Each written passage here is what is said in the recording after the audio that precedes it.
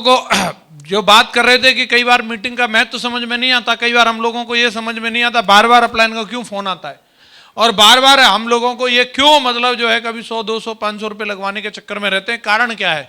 तो कहीं ना कहीं दोस्तों हम लोग जिस बैकग्राउंड से आते हैं, जिस जगह से आते हैं, वहां पे कोई बहुत बड़ी सक्सेस नहीं होती, और अगर हमने बहुत बड़ी सफलता नहीं ली तो ये हमें कोई आश्चर्य भी नहीं लगता। यस या नो? हम लोग जिस जगह से आते हैं वहां पर आराम से कोई भी व्यक्ति अगर टू व्हीलर पर चल रहा है और वो अपने आप को समझा लेता है कि इसमें कोई दिक्कत वाली बात, एसी घर में नहीं लगा तो इसमें कोई दिक्कत वाली बात, अगर मैंने फोर व्हीलर नहीं खरीदा तो इसमें कोई दिक्कत वाली बात, और जैसे अगर कोई उसको पकड़ा करके ज्वाइन करा दे और बोला डायमंड बनना है, क्या बनना है, एक आध मीटिंग अटेंड करवा दिया और दिखा दिया यहाँ पे ये आती है, ऑडी आती है, मर्सिडीज आती है, रेंज रोवर आती है, बीएमडब्ल्यू आती है, हेलो, और उसको लेने के लिए जैसे अगर वो निकल पड़े और 4-6 दिन अगर वो काम करे और जैसे ही वो लोगों के बीच में जाए और लोगों को प्लान दिखाए और लोग बोलते तू फंस गया, पागल हो गया क्या तू, हेलो, ये बेवकूफ बनाने का काम है। जो खींच खींच के झापड़ पड़ते हैं ना उसे 4-5, जिनके वो इरादे लेकर के जाता है ना मन में कि इसकी तो पक्का डीडी लेके आऊंगा, और वो रिन साबुन की टिकिया लगा के जो धोते हैं ना उसको, हेलो, तो फिर क्या क्या ख्याल आने लगते हैं, सब कोई डायमंड बन के रह रहे हैं क्या, सब कोई बीएमडब्ल्यू में चलते हैं क्या, सब कोई मर्सिडीज वाले ही हैं क्या, डायमंड कहीं सोना खाते हैं क्या। तुरंत गैंग बदल जाता है, तुरंत गैंग बदल जाता है, और गैंग जैसे बदला, जैसे उधर पहुंचता है, उधर तो पूरी भीड़ है, आ गया ना, सही है, अब तू लाइन पे, और अपने जैसे वहां तमाम लोगों को देख करके वो बंदे उसी में कंफर्टेबल हो जाता है।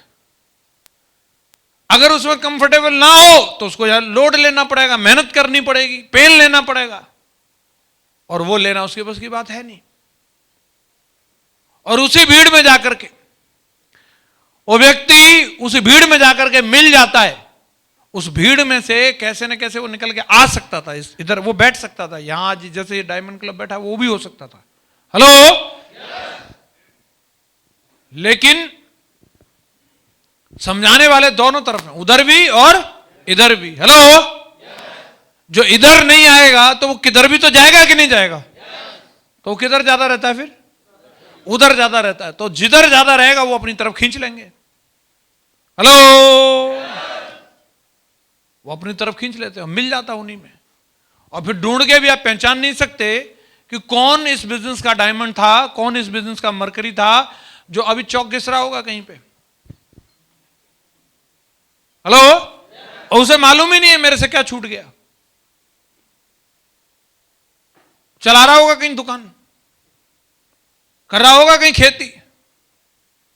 एक बात बताओ, हमने कौन सी हार्वर्ड में जाकर के डिग्री ली है कोई, अगर हम हो गए तो वो नहीं हो सकता था क्या। एक ही अंतर है उसमें और हम में कि हम उस भीड़ से बाहर निकल के आए, लगातार मीटिंग में आते रहे और अपने आप को ये समझाते रहे कि हम उस भीड़ का हिस्सा नहीं है, हमें उस भीड़ से अलग होना है, इसलिए हम लोग यहां हैं, और वो इस मीटिंग में आया नहीं और इसलिए वो भीड़ का हिस्सा बन के रह गया, हेलो, और आज आप लोगों को यहां बुलाया गया है, उसका पर्पज एक ही है कि आप में से कोई भी व्यक्ति जाकर के उस भीड़ में ना मिल जाए, हेलो, आप सब में वो डायमंडशिप दिखती है, आप सबके अंदर वो सफल व्यक्ति दिखता है, और आप इस बिजनेस में सफल होने के लिए पैदा हुए हैं, लेकिन अगर आप किसी भी तरीके से हमारे रेडियस से बाहर हुए, फिर सवारी अपने सामान की स्वयं जिम्मेदार है, और अगर जब तक आप हमारे रेडियस में हो, हेलो, यहां किसी की परमिशन नहीं ली जाती, अगर बंदा हमारे रेडियस में है, इधर बहाना नहीं चलता, मैं पढ़ा लिखा हूं, कम पढ़ा लिखा हूं, मैं मोटा हूं कि मैं पतला हूं, कि मैं गोरा हूं, कि मैं काला हूं, कि मैं लड़की हूं, कि मैं लड़का हूं, हेलो, इधर अगर रहा रेडियस में, आज तक का रिकॉर्ड है 200 डायमंड बना दिए, कल ही मेरी डायमंडशिप हुई थी 3 अप्रैल को, इधर अगर रहा तो एक ही काम है बस, डायमंड, डायमंड और दूसरा विकल्प नहीं है। और आपको आज इसी पर्पस से इस मीटिंग के अंदर बुलाया है और हमेशा बुलाया जाता रहेगा। किस लिए? आप उस भीड़ में ना मिल जाओ इसलिए। हेलो, क्योंकि वहां इतने लोग हैं कि तुम जैसे बहुत मिल गए, उसमें बड़े बड़े धनुर्धारी खो गए, वो टॉर्च लगा के ढूंढने से मिलेंगे नहीं। अब कोई लुंगी में घूम रहा होगा। यहां देखो आप, यहां एकदम बढ़िया टाई वाई लगा करके, कोट पैंट पहन के, पूरा जेल वेल लगा के हैं, और जैसे ही यहां से कुछ दिन की दूरी रहे, कई हैं ऐसे वीर बहादुर, एक एक साल, डेढ़ डेढ़ साल की जैसे दूरी बनाई ना, कोरोना में ही पता चल गया लोगों की असली औकात समझ में आ गई। शेप सब नहीं करेंगे तो उनकी हालत देखो। दाढ़ी नहीं बनाई उसने 4-4 महीने तक, पैंट पहनना भूल गए लोग, कच्छा में घूमते रहते हो। हेलो, ये मालूम रहे कि आप कितने दमदार और हैंडसम हैं, और आप ऐसे बने रहें। इसी के लिए मीटिंग होती है, इसी के लिए मीटिंग होती है। तो मीटिंग में आना चाहिए कि नहीं आना चाहिए? ये बात तो तय है कि कोई एक मीटिंग ऐसी नहीं होती जो आपको डायमंड बना दे। हेलो, लेकिन ऐसी हमें मालूम ही नहीं है कौन सी वाली होगी। लेकिन ये सब मीटिंगों में जब जब हम लोग आते हैं, अगर मैं अपनी जर्नी को देखूं, मुझे करीबन 5.5 साल लगी थी डायमंड बनने में। तो मुझे कोई एक पर्टिकुलर मीटिंग तो मुझे ध्यान नहीं है कि कौन सी वाली ने मुझे डायमंड बना दिया। लेकिन हां, जब जब मैं किसी भी मीटिंग में आया, मीटिंग चाहे किसी 5 स्टार होटल में हुई हो, हेलो, मीटिंग चाहे किसी सरकारी स्कूल में हुई हो, चाहे मीटिंग महागुरु जी के साथ किसी नीम के पेड़ के नीचे बैठ करके हुई हो, लेकिन जब जब मैं मीटिंग में आया, तब तब मेरी जिंदगी में कुछ ना कुछ लेवल अप हुआ। और ऐसी बहुत सारी मीटिंग अटेंड कर करके जो पहले पूरी की पूरी वो आती थी ना, रेला आता था ना, रेला सादाबाद से, उस रेला में से सबसे ज्यादा मीटिंग अटेंड करने वाला बंदा बना मैं, और सबसे ज्यादा आगे रिकॉग्निशन वाला बंदा भी बना मैं। समझ में आ रहा कि नहीं आ रहा? हेलो, और बाकी वाले कोई नहीं जुड़ता। सब कोई थोड़ी बन जाएंगे। हर कोई ओम प्रकाश हो जाएगा क्या? हर कोई माधव जी हो जाएगा क्या? हर कोई, उन पे किस्से, कहानियां और बहाने के अलावा कुछ नहीं था। और हमारे पास क्या था? महागुरु जी ने बुलाया है, चलो। न कभी पेट्रोल का बहाना, न किराए का बहाना, न किसी भी, शरीर है बस पहुंच जाओ वहां पे, अंदर तो कर ही लेंगे। हेलो, और हर मीटिंग में आते रहने से सारी बातें तो एक ही मीटिंग में समझ में नहीं आ जाती, लेकिन हाँ, कोई ना कोई ऐसी बात होती है जहां हम अटक रहे थे, जहां हम फंसे पड़े थे, और उस चीज में से बाहर आने का मौका मिलता है। और मालूम ही नहीं चलता कि हम कब हमारी जिंदगी में इतने बड़े बदलाव आ गए, कब हमारी जिंदगी आज इतनी ऊपर उठ चुकी है कि जो कभी सपने में नहीं सोचा था। हेलो, आज आपको भी बुलाया है और आगे भी बुलाते रहेंगे। ऐसा मत सोचना ये फाइनल वाली है। हेलो, ये अलग अलग लोगों का होता है। कौन कब गर्म होगा, कौन कब चार्ज होने वाला है, ये किसी का मालूम नहीं। बस अपनी एक ही जिम्मेदारी है कि जब भी हमें बुलाया जाए, हमें आकर के हाजिर हो जाना है। हाजिर हो सकते हैं? हाजिर होते रहेंगे। अच्छा, मीटिंगें एक से एक दमदार होती हैं।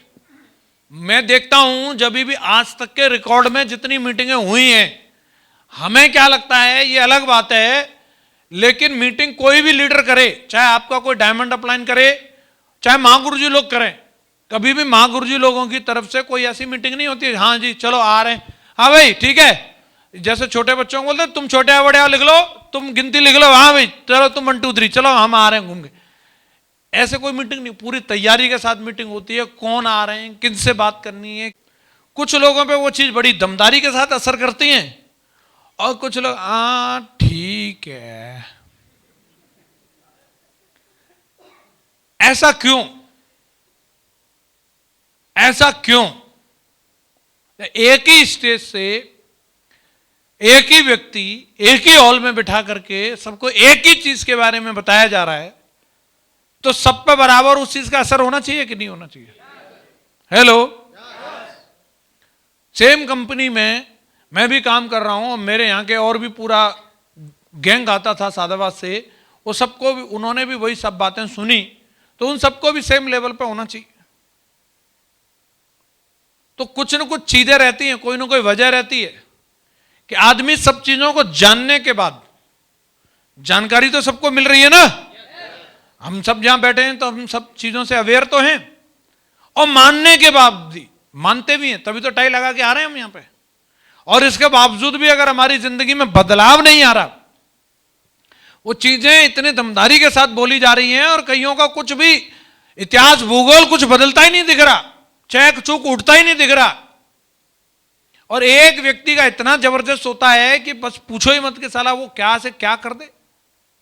जानना चाहते हैं इसके पीछे कारण क्या होता है? क्या कारण होता है?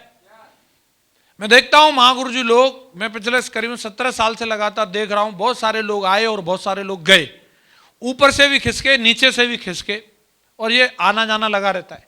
लेकिन महागुरु जी लोगों की न मेहनत कम हुई, न उनका कमिटमेंट कम हुआ, न एक्साइटमेंट कम हुआ, और हमारे ऐसे टीम में भी बहुत सारे लीडर हैं, उनके भी अपलाइनों में से बहुत सारे लोग खिसके, बहुत सारे डाउनलाइन में से भी खिसके, लेकिन वो नहीं खिसके, वो आज भी दमदारी के साथ में डटे हुए हैं।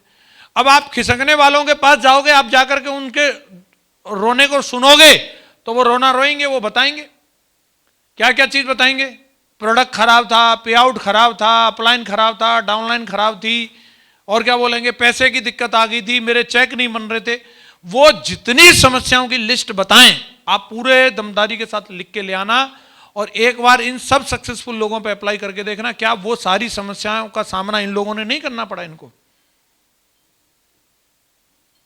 हेलो, करना पड़ा कि नहीं करना पड़ा? पैसे की दिक्कत इनको भी रही होगी कि नहीं रही होगी? लोगों की ना इन लोगों ने भी सुनी होगी कि नहीं सुनी होगी? प्रोडक्ट का चैलेंज इन लोगों को भी आया होगा कि नहीं आया होगा?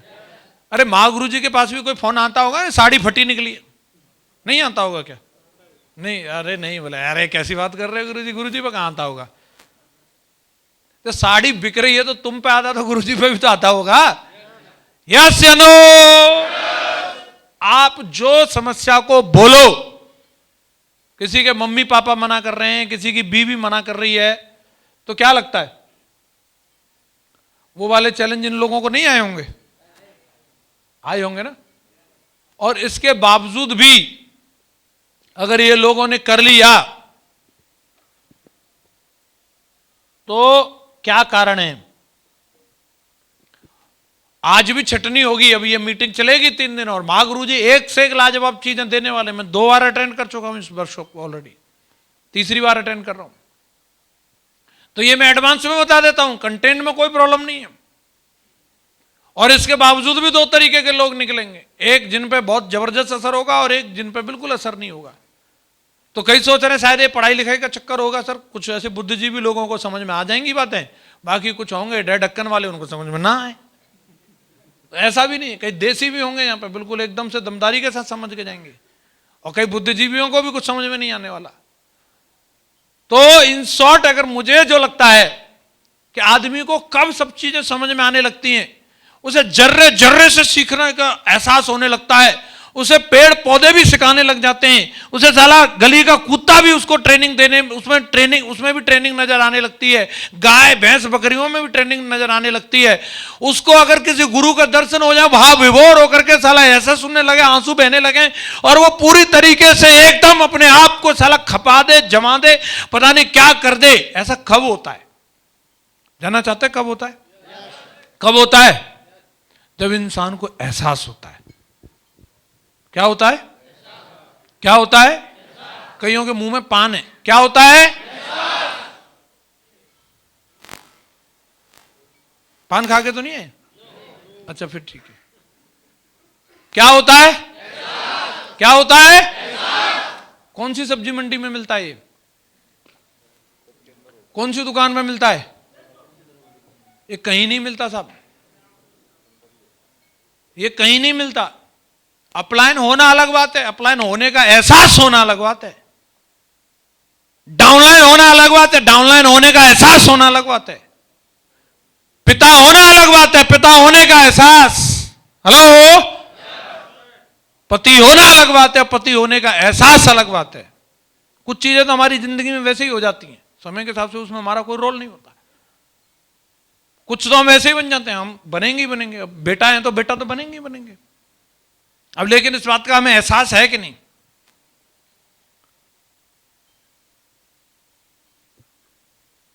और जिन लोगों को अपनी जिम्मेदारी का, अपने आप का, अपने रोल का होता है एहसास, क्या होता है?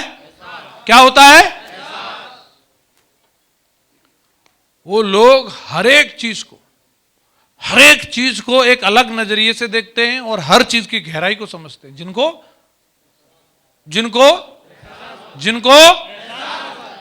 और जिसको एहसास नहीं, कुछ नहीं साला, घर जल रहा है, लोग मर रहे हैं, कुछ भी हो रहा है, साला जिंदगी एकदम झंड है, फिर भी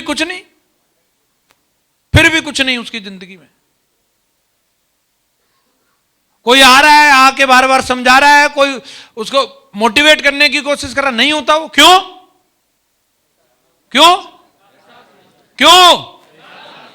एक आदमी 18 घंटे काम कर रहा है, एक आदमी साला कहीं पे भी जाने के लिए अंडमान निकोबार तैयार है, एक आदमी फोटो से काम चला रहा है, एक आदमी वीडियो से काम चला ले रहा है। साक्षात खड़े ब्रह्मा खुद स्वयं, तो भी एक आदमी कुछ करने के लिए तैयार नहीं। क्यों? अरे बोलो, उसे एहसास ही नहीं है। जब भी मैं महागुरुजी लोगों को देखता हूं, आखिर ऐसी क्या चीज रही कि तमाम विकेट गिरे। महागुरुजी और मेरे बीच में कम से कम मैंने अपनी आंखों के सामने 6 अपलायनों को भागते देखा। कितने? मेरे और महागुरुजी के बीच में कितने?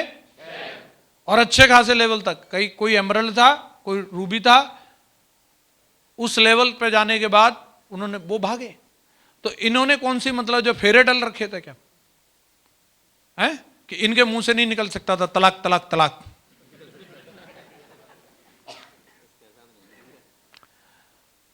क्या ऐसा था सेफ शॉप से इनका कुछ मतलब वो था, बॉन्ड साइन था, आपने छोड़ा तो बोला आपको कुछ पनिशमेंट मिलेगी।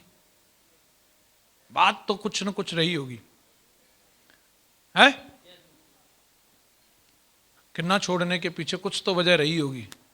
पीठ तो दिखा सकते थे, लटूरापंथी तो कर सकते थे, नेगेटिव बात तो कर सकते थे, लेकिन नहीं की। क्यों? शायद उनके अंदर है। हेलो? और वो जो चले गए उनमें एक तो वो था जिसने मुझे प्लान दिखाया था, ज्वाइन कराया था जिसने। अब क्या करें? उसको नहीं है। क्या नहीं है? वो रोएगा, बोलेगा दिक्कतें परेशानियां ये वो हमें नहीं है क्या? और हम फिर भी नहीं जा रहे। तो साहब मैं एक ही चीज कहूंगा, अगर आपको आज आप यहां बैठे हैं और अपनी जिम्मेदारियों का, अपनी पोजीशन का, अपने आप का और अपनी यहां की मौजूदगी का अगर आपको एहसास है, निश्चित रूप से अगले 3 दिन में आप यहां से कुछ लेके जाओगे। और आपको एहसास ही नहीं है कि आप यहां क्यों आए हो। पनीर खाओ, मजे करो, सेल्फी लो, बाकी सब वो माया है। ठीक है, 2 गाने और बजवा देंगे।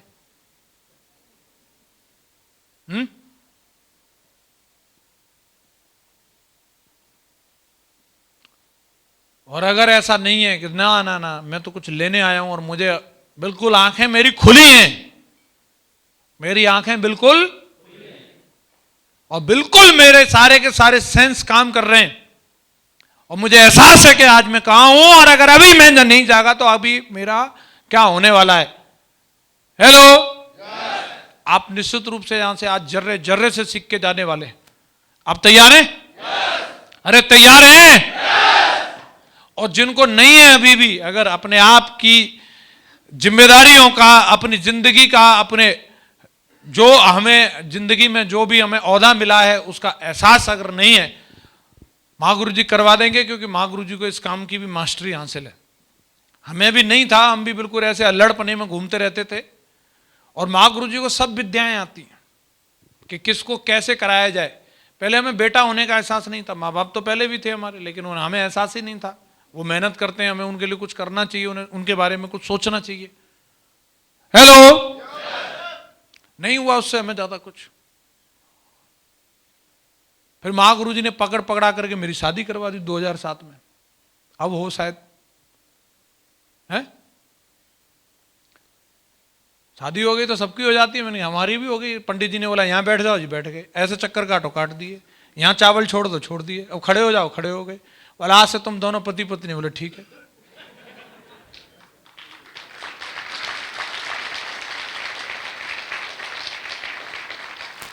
ताली बजा रहे हैं इस बात पे, बढ़िया। बोला आपकी शादी होगी तो वो तो जितना लगता था उतना।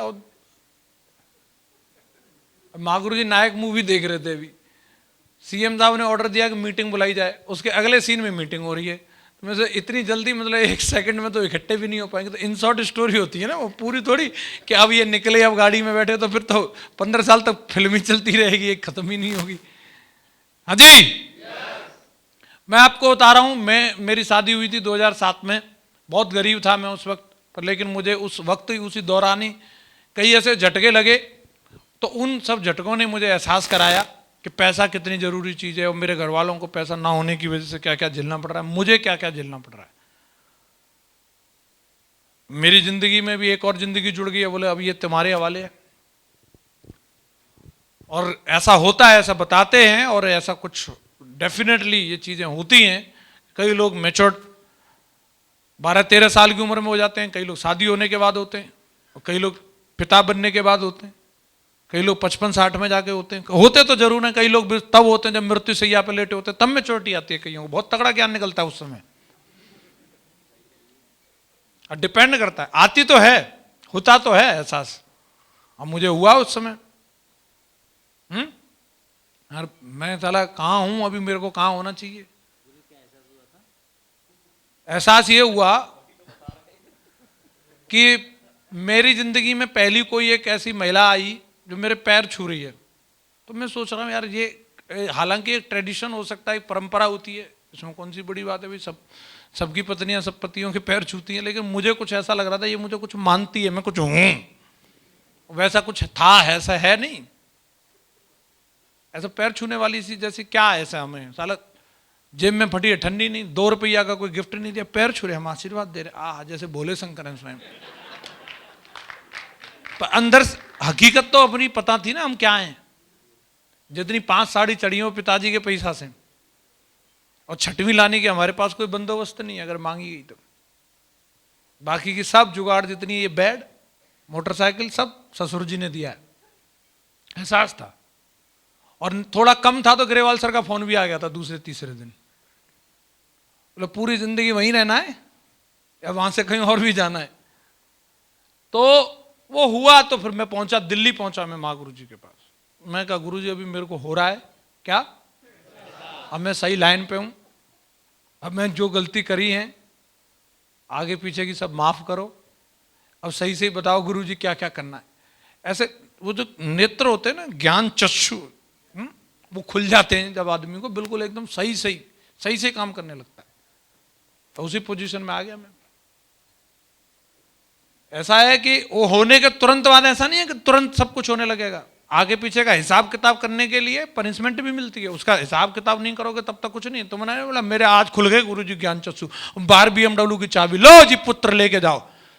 ऐसा भी नहीं है। एहसास तुम्हें आज ही हो जाए तो कल ही डायमंड बन जाओगे, ऐसा नहीं है। अगर तुम्हारा कोटा बचा है ना 1.5 साल का, तो वो पूरा करना पड़ेगा, उसके बाद ही फिर आगे का कुछ रिवार्ड मिलने वाला है। हेलो। तो वो हुआ, पति होने का एहसास, पिता होने का एहसास। तो फिर उसके बाद में कभी ये नहीं कि घर देखा या द्वार देखा, कि बच्चे देखे, कि बीवी देखी, कि उनका हैप्पी बर्थडे मन रहा है। वो जरूरी नहीं है। अगर वो एहसास हो तो आदमी वहीं हो, मौजूद रहना जरूरी नहीं। जिसको एहसास होता है वो उनसे दूर। प्यार भी 2 तरह का होता है, एक नजदीक रहना एक प्यार है, और एक दूरी में भी प्यार छिपा है। दूरी भी इसी वजह की है कि प्यार है। लेकिन इस बात का होना, इस बात के एहसास होने के बाद ही ये चीजों का महत्व समझ में आता है। मैं ज्यादा